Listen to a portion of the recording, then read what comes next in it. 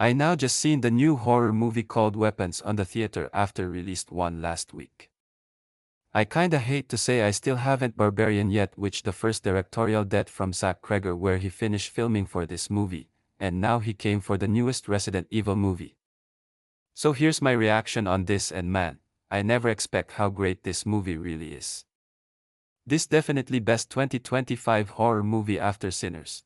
I like the idea of horrific children running at the night. It feels like a creepypasta, or I say analog horror. It pretty much like a mysterious real story of missing children. The haunting setting was done well, to make it more eerie and mysterious, but I feel weird by seeing these children running like a Naruto. I can say how good is the director Zach Cregger. I really love his new directing style, and he's so good at using camera angle, like take a shot, then zoom in and moving around.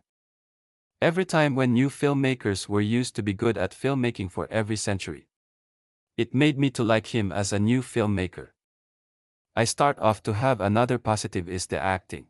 I like Julia Garner's new role as Justine when she feel guilty for missing the children. I thought she was being unlikable at the first, but she's still a good character with great moments.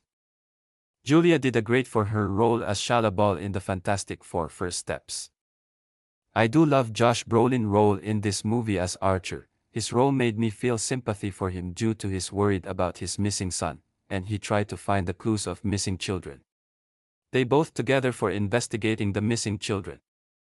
I do also love how this movie does focused on other characters than the protagonists, where it go with another act like Paul, who works on the police for catching teenage drug user and then going back to the same act to see what happened with the whole characters, while Justine and Archer were trying to solve the mystery of missing children from the school. The story is very complex and grounded with drama tone, which I like the concept. The pacing did really improve itself. It doesn't make me feel boring and not to rush in the production. I did really enjoy every parts, but the twist really blow my mind after figuring out how the children were running outside at the night. However, I do negative thing in this. I feel like the main villain reveal was kinda too quickly at the fifth act, where it shows what it did to the children. It could have been better to set up in the final act, and still the main villain was enough to be praised as the character. None of the less, I quite have fun to watch the epic final showdown of this movie, and it was satisfying to see the death of main villain. I did cheerful over this finale part.